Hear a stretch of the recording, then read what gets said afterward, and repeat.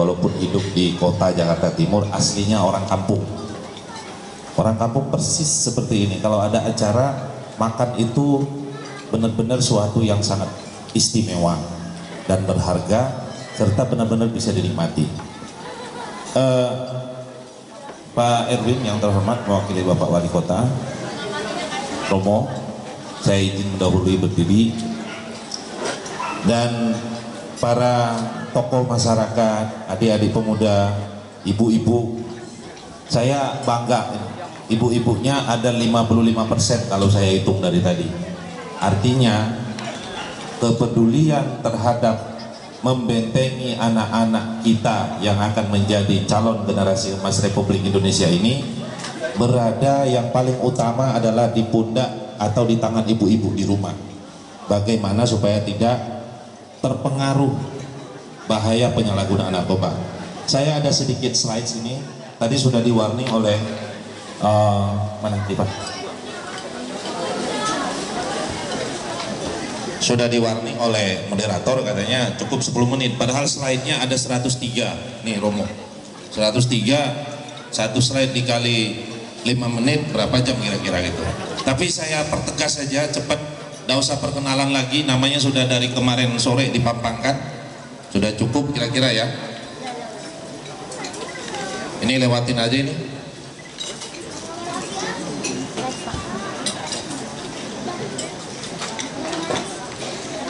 Latar belakang peredaran narkoba itu bagaimana sih sebenarnya?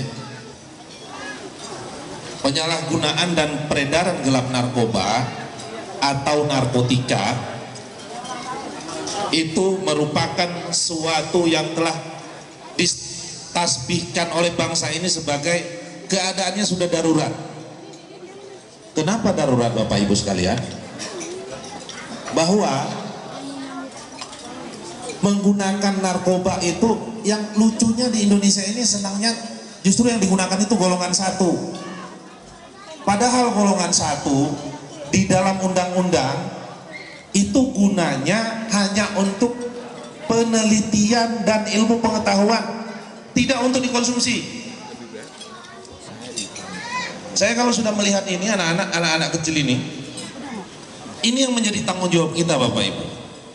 Dan ingat, satu kali generasi kita, anak-anak kita terkontaminasi penggunaan narkotik atau zat narkotik, terutama golongan 1, dia akan terindikasi pada waktunya dia bisa kembali menggunakan 70-80%. Meskipun sebenarnya dia sudah tidak menggunakan lama, tapi setelah itu dia bisa menggunakan 70-80%. Ini keadaannya. Tahun 2008 3,8 juta, tahun 2015 kemarin itu sudah naik 5,6 juta seluruh bangsa Indonesia.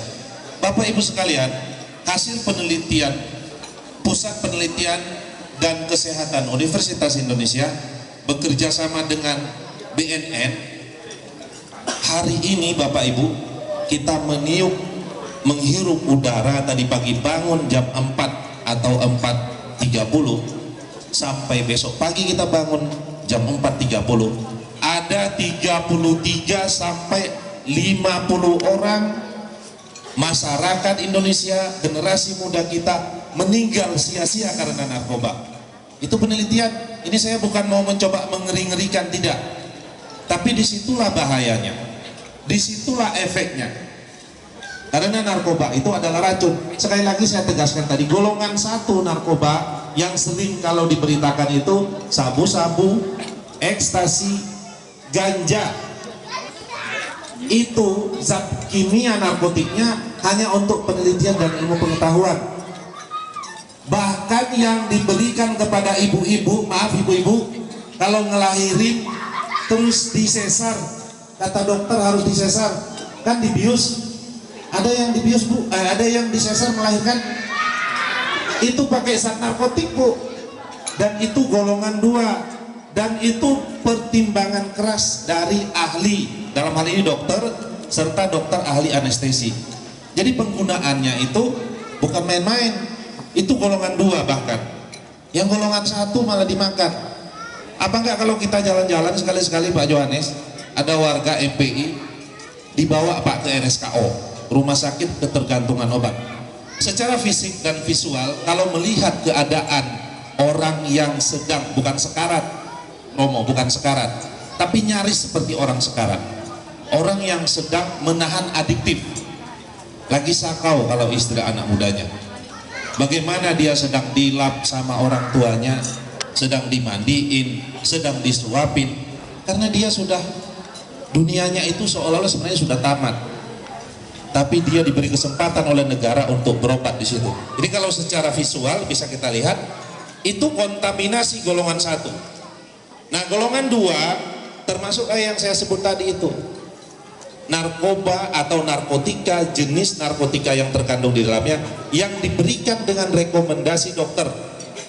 100% harus rekomendasi dokter. Contohnya kalau operasi melahirkan bedah sesar, atau kita operasi jantung, operasi saraf, semuanya dibius dengan kontaminasi zat narkotik.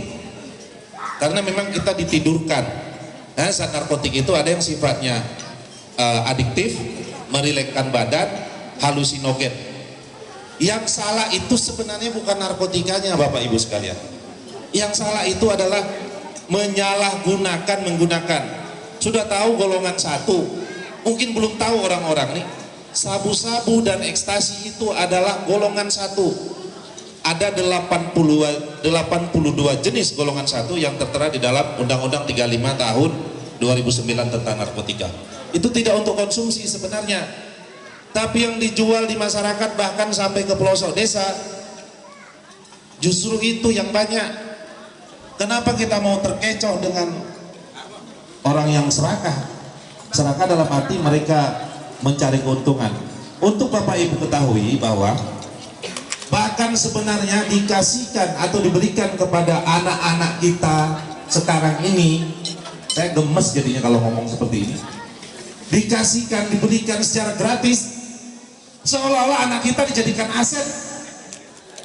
Karena suatu ketika 10, 20 dan 25 tahun ke depan, artinya di tahun 2040 sampai 2045, anak-anak kita ini adalah calon pemimpin bangsa, apa yang disebut sebagai generasi emas. Sekali lagi saya pahamkan bahwa menggunakan sekali narkotika, terutama golongan 1, di memori belakang otaknya ini merekam zat itu, dan kemudian ketika dia